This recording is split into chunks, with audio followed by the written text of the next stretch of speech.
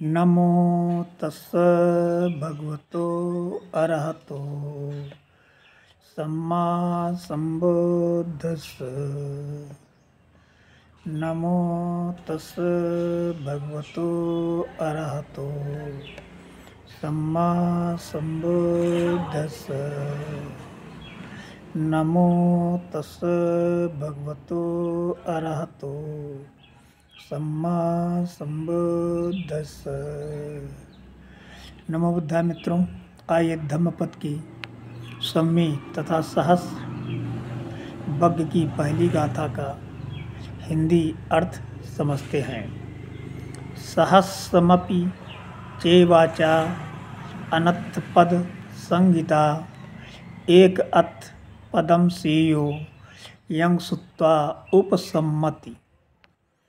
सहस्रम अपि सहस्त्र भी, चे यदि वाचा वचन, अनर्थ पद संहिता अनर्थ पदों का संग्रह, निरर्थक पदों का संग्रह हो तो एक अथ पदम सेयो, एक अथ पदम अर्थयुक्त पद सेयो श्रेष्ठ है, यम जिसे सुत्वा सुनकर के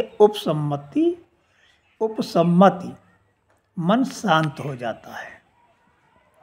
तो सहस्त्रों निरर्थक वचनों के संग्रह की अपेक्षा अर्थयुक्त एक सार्थक वचन श्रेष्ठ है, जिसे सुनकर अस्थायी शांति प्राप्त होती है, मन शांत होता है। आइए इस गाथा को तंब दाठिक चोर घातक की कथा से समझते हैं कि सार्थक पदों की महत्ता कितनी है। तंब दाठिक नाम के एक व्यक्ति ने 55 वर्षों तक राजा के यहाँ चोर घातक जल्लाद के रूप में नौकरी की। समय बीता, वो बूढ़ा हो गया। अब उसके शरीर की शक्ति जाती रही। 2-3 प्रयास के बाद ही वो अब किसी की हत्या कर पाता था। अतः उसे इस कार्य से सेवानिवृत्ति दे दी गई और उसकी जगह किसी और को रख लिया गया। सेवानिवृत्ति के बाद एक दिन उसने अपनी पत्नी से कहकर मनपसंद स्वादिष्ट भोजन बनवाया और नदी में स्नान कर, नूतन वस्त्र धारण कर, माला पहनकर तथा शरीर में इत्र एवं सुगंध लगाकर घर में आसनी पर बैठकर भोजन की प्रतीक्षा करने लगा। उधर सारिपुत्र ने अपनी ध्यान साधना से उठने के बाद सोचा, मुझे आज भिक्षाटन के लिए कहाँ जाना चाहिए। उनकी दिव्य दृष्टि उस बधिक पर पड़ी। उन्हें लगा कि यह बधिक मेरा स्वागत करेगा और इससे उसका आध्यात्मिक कल्याण भी होगा। अतः ये सोचकर स्थविर उसके घर के दरवाजे पर जा खड़े हुए। स्थविर को अपने घर के दरवाजे पर खड़ा देख बधिक ने सोचा, मैंने जीवन पर्यंत लोगों की हत्या की है, कोई भी भलाई का काम नहीं किया है। आज पहली बार कोई स्थविर मेरे घर के सामने खड़े हुए हैं और मेरे घर में खाने के लिए स्वादिष्ट भोजन भी बना है। क्यों ना मैं स्थविर को ये भोजन कराकर पहली बार पुण्य कमा लूँ। ऐसा सोचकर वो अपने आसन से उठा तथा स्थविर को सादर प्रणाम कर उन्हें आदरपूर्वक अंदर लाया और उन्हें भोजन कराया। भोजनोपरांत पुण्यानुमोदन प्रारंभ हुआ।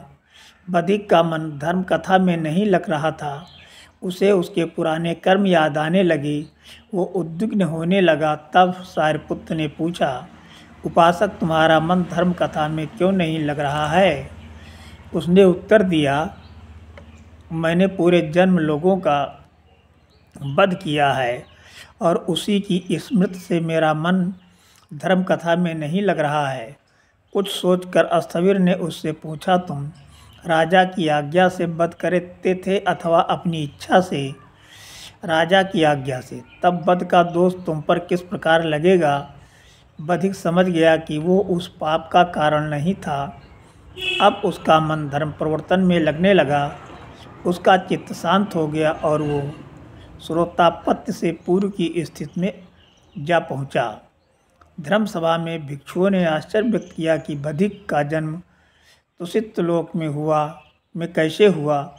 समझाते हुए शास्ता ने बताया, भिक्षुओं, सारपुत्र के रूप में उसे एक बहुत बड़ा हितैषी मिल गया था।